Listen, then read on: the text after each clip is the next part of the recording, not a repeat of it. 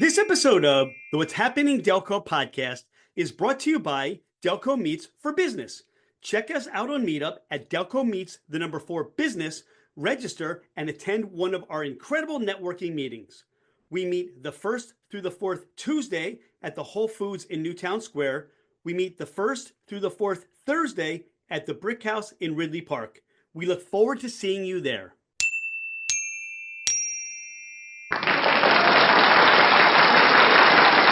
What's happening, Delco? I'm Rich Shane, and welcome to the What's Happening Delco podcast. Today, I'm joined by Jess Vasquez of She Walks with Dogs. Jess, welcome to the podcast.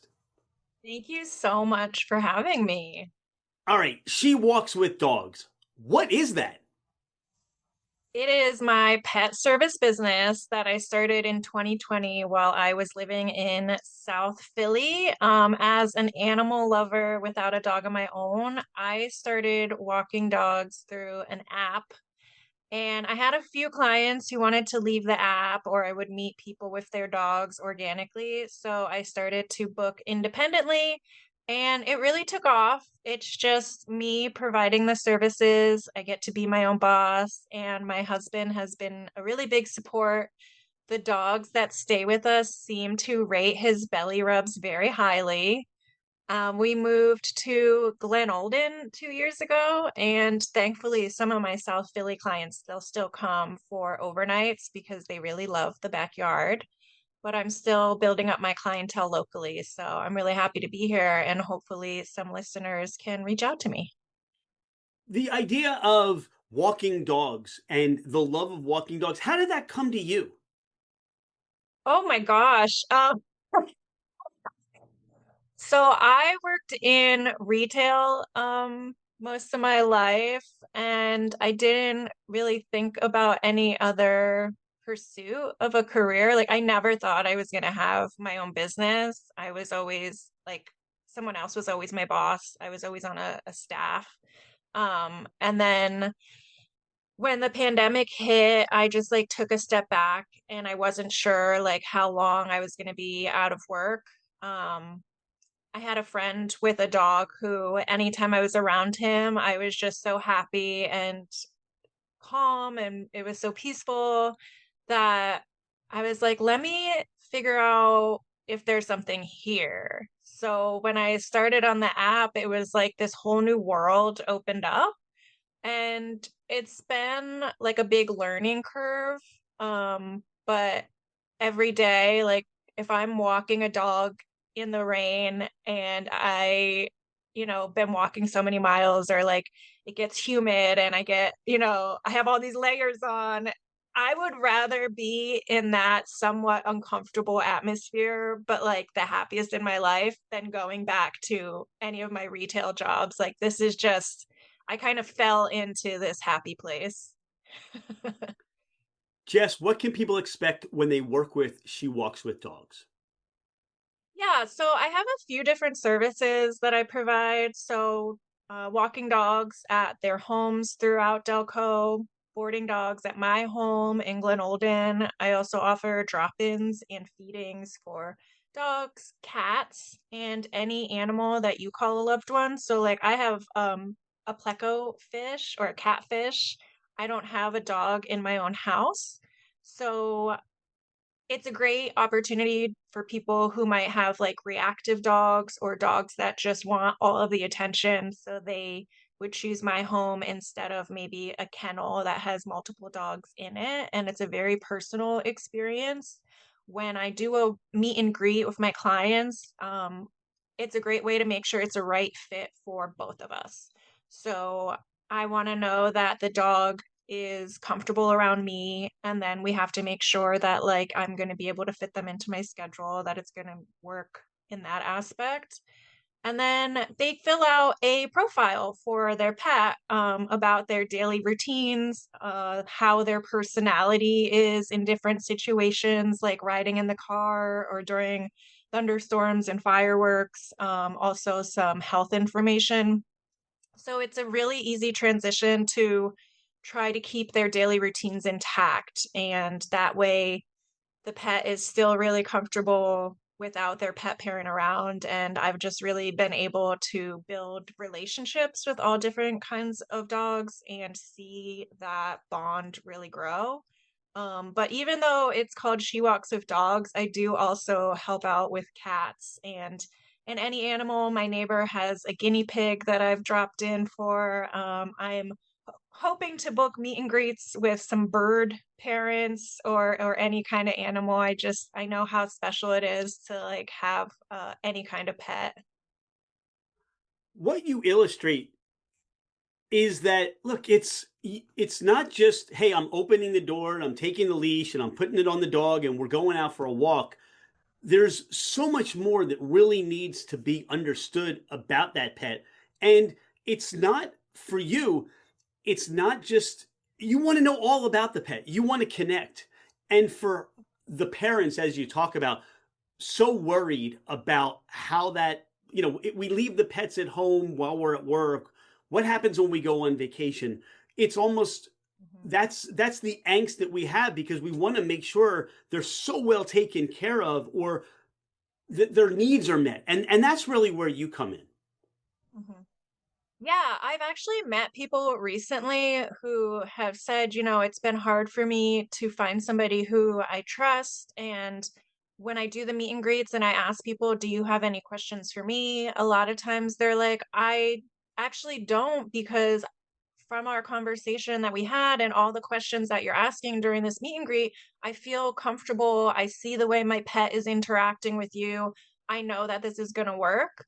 It's also, I know that I like to travel. And so when a pet parent can find somebody that they trust, they can travel again. Like I would hate for somebody to feel like they can't do that because of their pet, because your pet should enhance your life. It shouldn't restrict your life. So I'm glad that I can come in and give people that opportunity, whether they are taking like a cruise or they can't bring their dog, or even if they just have like a contractor come into the house, or maybe their dog isn't great with big crowds and they want to host a family dinner, they can bring their dog to my house so that they're able to socialize or they're able to get stuff done in the house. So it is a service. Like it's not me just wanting to play with your dog. That's just one of the perks of it. But it's me trying to help you live your life. So much of what you offer is peace of mind. Yes. Hmm. Who motivates you? Who inspires you, Jess? Oh gosh. So, a big motivation for me is work life balance and doing what makes me happy. My dad came to America from Peru in his 20s. He worked at a Frigidaire factory during the day, and on nights and weekends, he was usually photographing a wedding or working at a photography studio.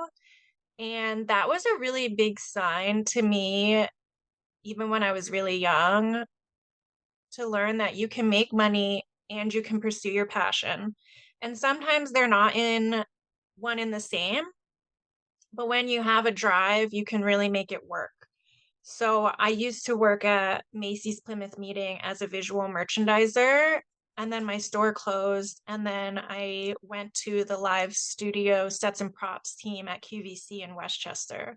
And they were really physically demanding jobs. Plus, I had a huge commute from South Philly, being on the highway with all the commuters during rush hour. It was just really stressful. And by the time I would get home, I was so drained of my energy. So when the pandemic hit, I was really lucky that I was able to take a step back and remember, like, I want to do what makes me happy. And so these days, I have maybe a 25-minute commute for like just a couple clients. It's in the middle of the day, so I'm not in rush hour traffic. I'm not driving on the highway. And then I also have a lot of flexibility with my schedule. So I am not going to like another boss to ask them to take time off. Like I am my own boss. So I get to make my own schedule. If I want to do an extended vacation, I can give my clients a heads up so that they can make arrangements when I'm not available. or if my schedule just happens to work out where I don't have any bookings that day, thankfully I can drive to see my niece and nephew in Horsham, or I can get errands done and just like keep up my house. So that really makes me happy. And then my husband works in IT, and he does a lot of like certifications so that he's learning new skills. And that really has inspired me to keep up continuing my own education. So I usually focus on dog safety, which is great. It's a great peace of mind for me because I can prevent dangerous situations and I can also respond to emergencies. And having that specific touch kind of helps me stand out as a small business owner. And it really helps clients understand that I'm a good fit for them if that gives them peace of mind too. Just another layer as to what you offer your clients and for their pets. Talking about dog safety, I see it all the time, and I talk to my friends all the time. For some reason, fireworks season was like one day of the year when I was growing up, it was July 4th. And now it's for every occasion, people in the neighborhood are shooting off fireworks. And then you've got, thunderstorms and lightning and things. For the listener, how do we help with our pets? I mean, they have no idea what's going on, all these noises, all this excitement, and they probably feel and smell the energy in the air as well. What are some tips for those pet owners to help get through this season right now? Yeah, thank you so much for asking that. So I have a few like tracking tools that I would recommend. Like you said, fireworks can really go off anytime. They're not always scheduled. So especially if you have a dog that you're taking on a walk, maybe you take your cat for a walk. Some of these tools can work for cats too. Definitely dog tags. Make sure you have ID tags on your dog's collar. It's really helpful to just keep their collar on all the time. So you want to make sure it's really comfortable. And the point of the ID tag is that if somebody finds your dog, your phone number would be on there, and that neighbor can call you and say, I have your dog here. So you really want to make sure that that phone number is up to date and also that it's legible. A lot of dog tags will be etched, but every once in a while you can get a really cute one that's printed, which is fine. But you just want to make sure that each of those numbers is still able to be read by anybody. So definitely ID tags any time of year. And then GPS tracking devices are becoming really popular now. I keep one with my wallet and my phone because I'm just prone to putting stuff down and forgetting where it is. But with dogs, you can keep usually the Apple tag can fit on their collar. There's lots of different brands, but they always pair with an app. And so that shows the tag in real time. So if your dog runs off, you just pull out your phone and you can find them on the map. And, they might be a little bit scared. They don't really know what's going on. So it's best if you're the one that finds them instead of a stranger. So having that GPS tracker is really helpful. And you also have to make sure that it's paired properly. So, like, if you get a different phone, you have to repair the device with your phone and just always make sure it's working. Make sure you have your phone on you. So if that situation happens where the dog runs off, you're prepared. And then microchips are really huge. I always ask my clients if their dog is microchipped. And so that's not a tracking device for the location. The microchip is the pet parent's information on a very tiny device. It's like the size of a grain of rice that a vet will scan the dog if they have, specifically if they have like a little blue stripe tattoo on their belly, you might see. I think most places are going to scan either way to try to find it, but once they do find the microchip number, they can put it into a database, and that helps them find the contact information for the pet parent. So you got to make sure that information is up to date, and also just like make sure your the company that you chose for your microchip is still active. So you always have to make sure everything is up to date and still working. And then the last thing would be lights. So one option is a little light up necklace that the dog can wear. I've seen the light up rope in the shape of a vest that you can put on your dog so that when you're walking them at night, anybody can see them. But also, if they run off, maybe they might be hiding in the bushes. And those lights are surprisingly bright. So if your dog is in the bushes, you will see them. So yeah, there's 4 tools that you can use during fireworks season to find your dog, but also just like, be aware that they're going to be really shaken up. And so a lot of pet parents will have different routines for their dogs during fireworks season to calm them back down. Other dogs are not reactive at all. They don't care. They're like, "Oh, it's a loud noise, whatever." You talk about many layers of anxiety for the dogs, for the pets, and the parents as well. All these technologies come into play that we have today that really help to alleviate those anxieties. And if you're looking about, and I would say reach out to you for additional advice on maybe what might benefit or might be better in the marketplace for those things. Jess, you're out and about and you have a cheesesteak craving. Where are you going for your cheesesteaks in Delco? Um, I'm embarrassed to say that I haven't had many cheesesteaks in Delco. We recently got our cheesesteaks from, I think it's called like Wolf Street Deli or Wolf Street Steaks. And they had a really cool menu. Like there was a lot of variety. I got a kimchi cheesesteak. I really like kimchi and like Asian flavors. So they had the kimchi right on there. It was stuffed to the max, which is always great because I eat like half at one meal and then I have the other half for another meal. So I am open to cheesesteak suggestions. All right, that sounds delicious. I love kimchi, and the fact of the matter is, nobody has ever mentioned a kimchi cheesesteak. So that's awesome. What about pizza? Where are you going in Delco for your pizza craving? We're just like creatures of whatever's easiest when it comes to pizza. My husband and I, we're on one side of the Glen Olden Park, so on the other side by the Fainting Goat is a little place called I think it's called Piazza Napoli's. So it's just close, which is why we choose it. And our toppings are usually pepperoni and black olives. And then we'll usually put either Hank's sauce or Mike's hot honey on there. All right, got to spice it up a little bit, right? Yes. Yeah, I like spicy stuff. All right, you mentioned convenience. So where are you going for your convenience store needs, Wawa or Royal Farms? I don't think anybody goes to Royal Farms.